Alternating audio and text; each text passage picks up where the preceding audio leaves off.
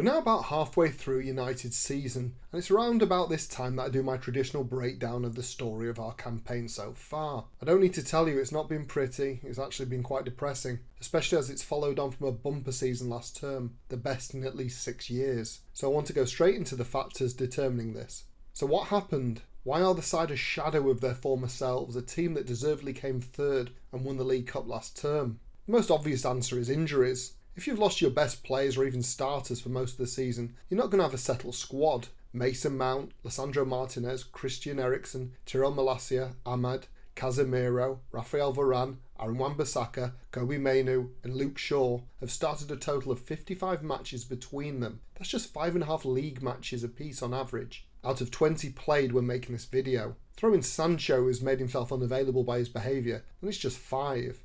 Of those 11 named, all but Ahmad should be staking their claim to be starters in the current squad, or at least playing every other game. At one point for several matches we had one fit fullback. You may say it's an excuse and that other squads have been hit badly, but seemingly no one as badly as us. That will affect squad cohesiveness and morale, and therefore the way we play. The next reason is partly about poor form, poor signings, and again injuries. We acquired striker Rasmus Højlund for a small fortune when he wasn't even fit. We were never told exactly what the issue was, something to do with his back, and until he finally made his debut, we fans were kept in the dark as to when that would be. The Dane joined the club on the 5th of August 2023. He made his debut on the 3rd of September. And even then he was treated with kid gloves for a while, and even taken off early in matches. Ditto Sofian Amrabat. The midfielder was another player that was glad to see at Old Trafford, buying into the hype of how he owned Mbappe in the World Cup. It took the Moroccan 3 weeks to make his debut with his back injuries. There is no doubt we needed players for these positions, but in our history there haven't been a lot of players that were carrying serious injuries when we bought them, especially ones that would keep them out for around a month after joining. This then takes me on to the signings. I've already mentioned 2, the next one is Mason Mount after that. Played a handful of games early on, in most of which he didn't look that convincing, and has been on the treatment table ever since, so I can't and won't judge him.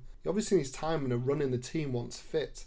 The biggest worry that we've brought in has been goalkeeper Andre Onana, of course. He's made several unenforced errors in a number of games that cost us European progression and league points. A match-winning penalty save against Copenhagen, and 8 clean sheets, and some very good saves don't paper over the elementary mistakes he's made so far. The Cameroon number 1 is excellent with his feet, and only very occasionally I've held my breath. Despite this, I still don't get fellow Reds wanting Onana out already. He's had half a season, he needs time to bed in, as De Gea did and even Schmeichel did. We need patience. Regardless, and it may be a good thing for the club, Onana and whoever takes over between the sticks, but he will be unavailable as he's taking part in the Africa Cup of Nations from now until possibly mid-February, and the same for Amrabat. There are a number of players who look like a shadow of what they were last season, Anthony, Fernandes and Rashford being the most obvious examples. Last season Anthony was never fully convincing anyway, a bit of a one-trick pony, bending the ball into the far corner past the keeper on occasion, but this campaign he's not even got the trick anymore. There was a stat that came out around the time of the recent Forest defeat at the City ground, and he'd made only 2 passes to our main striker, Rasmus Højlund, in over 5.5 hours of football. That is a damning indictment of his contribution or lack thereof. However, he is the boss's boy, seemingly integral enough to the Dutchman's Ajax success that he was willing to overrule advice from those employed to seek, assess and prize talent at other clubs, to pay over 3 times what they thought he was worth. It's not an original comment to state, but I echo it. If Ten Hag continues with Anthony, it could cost him everything at United. On to the skipper, and he's had a shocker, especially when you compare that to his contribution last season. He was the king of goals plus assists, and de facto lifted a trophy. What's changed? Yes, he's now club captain, but was effectively captain all of last season, and that mantle didn't weigh heavy on him then. It seemed to drive him forward, if anything. It could be the effect of not being in a settled side, or like Rashford, he is a confidence player, or he needs things to be going his way in general for him to kick on and go on a good run of form. Whatever it is, he and Ten Hag need to sort it out quickly, as it's negatively contributed to our miserable goal-scoring stats so far this campaign. Just 37 in all competitions, including just 22 in the league from 20 matches, which is half of what City have managed, and less than the likes of Luton, Everton and Nottingham Forest.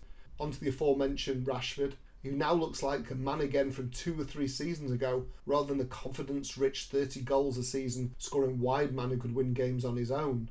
Once more, his head's not straight. The ability is there, but the frustration he has for his and United's general play is getting the better of him. Again, it's up to Ten Hag to help him resolve this, and quickly. Conversely, the one positive that we've seen during this period was from the former skipper Harry Maguire, who has been solid in a defence that he should have no business being in. Had things turned out differently pre-season, he should have been at West Ham. His efforts so far this season are so well respected outside of Old Trafford that he won the Premier League Player of the Month, and the character has shown that he would not be broken and would continue his Old Trafford career as a mainstay, has earned a decent amount of respect from our fan base. Another thing that couldn't have done the club and its players any favours were the seemingly almost weekly or fortnightly club statements at one stage. Whether it was the probing at bringing back Mason Greenwood into the fold, causing a social media furore, leading to a backlash and backtracking, and ultimately the striker's season-long loan to Getafe, as the Glazers' millions kicked that can down the road for this campaign. Then it was Anthony and the Brazilian press revelations of him assaulting an ex-girlfriend. Then there were all the issues surrounding Sancho, pushed the boss too far, a man who, despite being a disciplinarian, coddled the youngster for several months last year so he could sort himself out. It didn't work. And this massive signing who turned into a distraction and a white elephant at the club, who could be on loan back to Dortmund this January transfer window for the rest of the season. Perhaps the lack of stability off the pitch is reflecting on the player's performance on it. The Glazers' antics pre-season, courting and dismissing buyers, didn't do the playing or coaching staff any favours as a massive distraction. Now that Jim Ratcliffe has officially acquired 25% of the club, time will tell whether this will be wholly positive or a negative experience.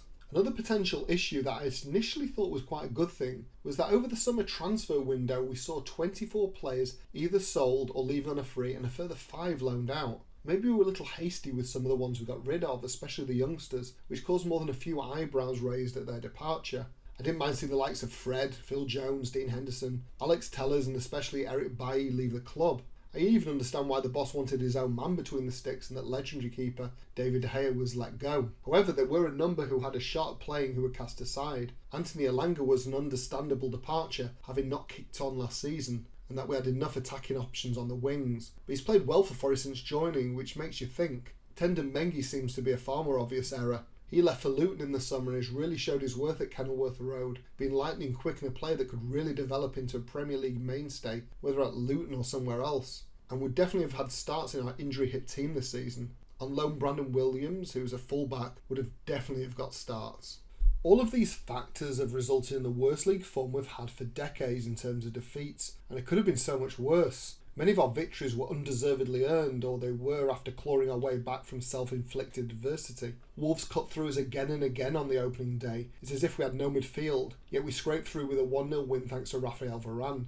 In our next home game against Forest, we had to go 2 down within 4 minutes of the kick-off before finally undeservedly win the match 3-2. The win at relegation favourites Burnley was a turgid affair, with Bruno's class being the difference. Brentford at home was only won with 2 injury time goals in yet another game against a struggling side who made us look less than ordinary. You can go on and on like this. Sheffield United, Fulham, Luton, we winged victory after victory. We've been let down by unnecessary keeping errors, often a non-existent midfield and an impotent attack, where Rasmus Højlund has given his all but he's not been fed by our out-of-form wingers or our main playmaker, the aforementioned Rashford, Anthony and Bruno. But even when he's had opportunities, he's not been clinical, or he's not had the run of the ball or VAR. Garnacho has had some good performances, but even then, the youngsters' decision-making needs to be better. When to pass, when to shoot. To be fair, in a better world, the Argentinian should be playing far fewer games and should be in a development stage, but the lack of Sancho, and due to the struggling wingers we've got, he's been pushed to the fore in a team struggling for form and identity. He's done pretty well, to be honest. The defence has suffered the most from injuries, so it'd be harsh to have too much of a go at them.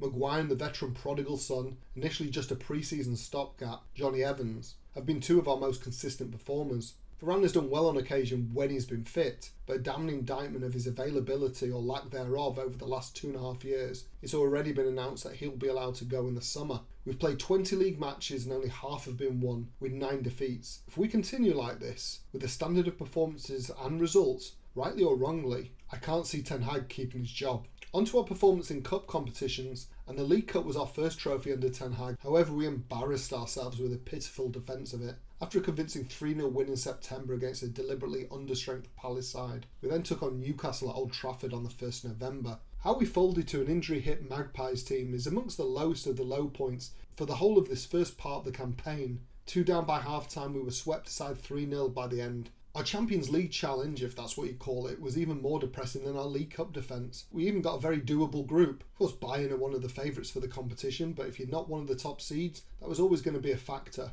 Also, we have some history with Galatasaray, but that was in the 90s. Copenhagen on paper was good for the other three. In the end, we came stone bottom due to a mixture of poor keeping, poor fortune and poor performances, unable to hold on to leads. Our opening match against Bayern was a microcosm of the whole competition, an anonymous stake, defensive inadequacies and an uphill job from then on. Add on to that a vital VAR decision, it was like playing whilst blindfolded. I don't want to do an autopsy of a sickening suicide that was our European season, but 4 defeats in that group is nowhere near good enough. The throwing away of leads in several games and collapsing in the face of adversity, whether it be a VAR decision, a sending off or keeping our heads up after an individual's mistake, is a familiar story over the last 4 or 5 years at least. As you know, we went out incapable of even reaching the 5 points required to win a Europa League playoff tie. With our European adventure over for another season, with the way we're playing in the league, unless we win the FA Cup we won't qualify for any European competition next year. So the big question is, what's in store for 2024? Well, whilst many make parallels with our struggles during the 89-90 season, at the end of which our side was galvanised by FA Cup glory, this incarnation seems to have far less fight.